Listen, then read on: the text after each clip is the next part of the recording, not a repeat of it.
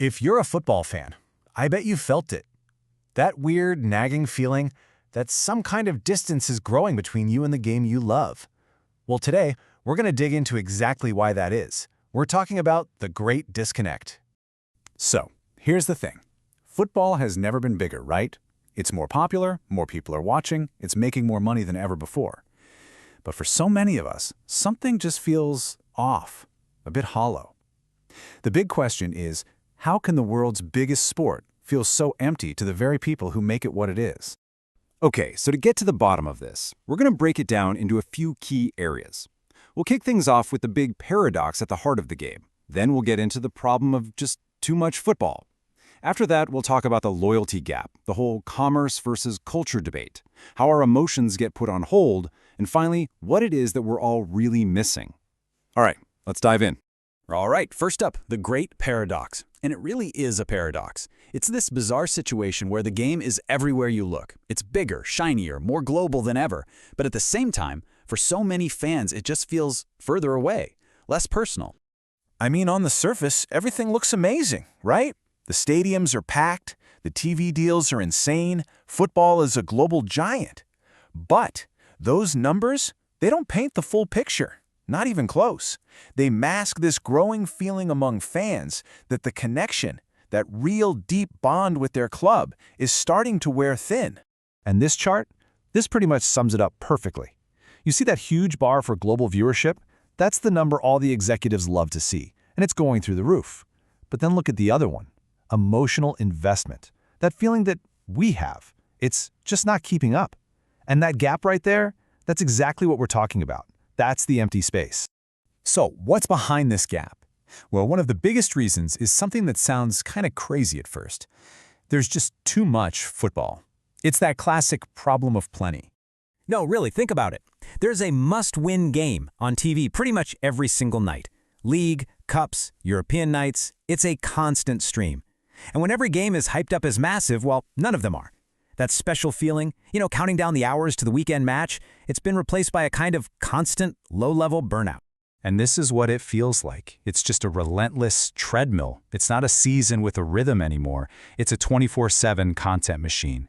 You get this amazing win on a Saturday, and you don't even have time to enjoy it because, whoops, there's another season-defining game on Tuesday.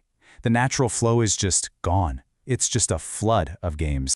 But it's not just the endless schedule. It's also about who's actually out there on the pitch. And that brings us to what we're calling the loyalty gap.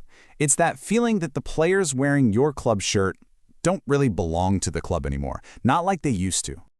You think back, and we had these one-club legends, guys who were the heart and soul of the team, symbols of the entire city. But now it's all about short-term deals and this constant revolving door of players. They're chasing the next paycheck, and clubs just feel like another stop on the career ladder, not a home. And that's the real problem, isn't it? How are you supposed to get emotionally invested in a player when you know, in the back of your mind, they could be signing for your arch rival next year? It's just hard. That constant churn makes it nearly impossible to form those deep bonds that are supposed to be what being a fan is all about. And let's be honest, all this, the crazy schedule, the player turnover, it's all driven by one thing, money. Which brings us perfectly to our next big issue, this massive clash between commerce and culture. The point where you stop feeling like a supporter and start feeling like a customer. And if you want a perfect example of this, just look at kickoff times. Remember the traditional Saturday 3 p.m. kickoff? That was for the local fans, the people who actually go to the games.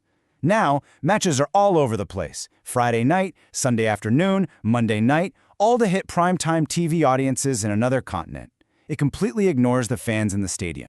And it goes way beyond just the schedule. We're talking about sky-high ticket prices, a new jersey to buy every single season, corporate logos plastered on everything. The whole thing starts to feel so transactional. You're not participating in a culture anymore. You're consuming a product. And that changes everything. And of course, all of this gets magnified 1,000 times online. Social media should be this amazing place for the global fan community to connect. But so often, it just turns toxic. Debates become shouting matches, players get torn apart, and frankly, it's exhausting. It just pushes you away from the game. Okay, now for something that messes with the purest moment in the entire sport, the goal. Let's talk about the impact of VAR and how it literally puts our emotions on hold. Come on, You know this feeling. We've all been there. Your team scores that last-minute winner. You absolutely lose your mind. Pure joy, screaming, jumping around, and then silence. The dreaded VAR check. And all that incredible, raw emotion. Poof! It's just gone.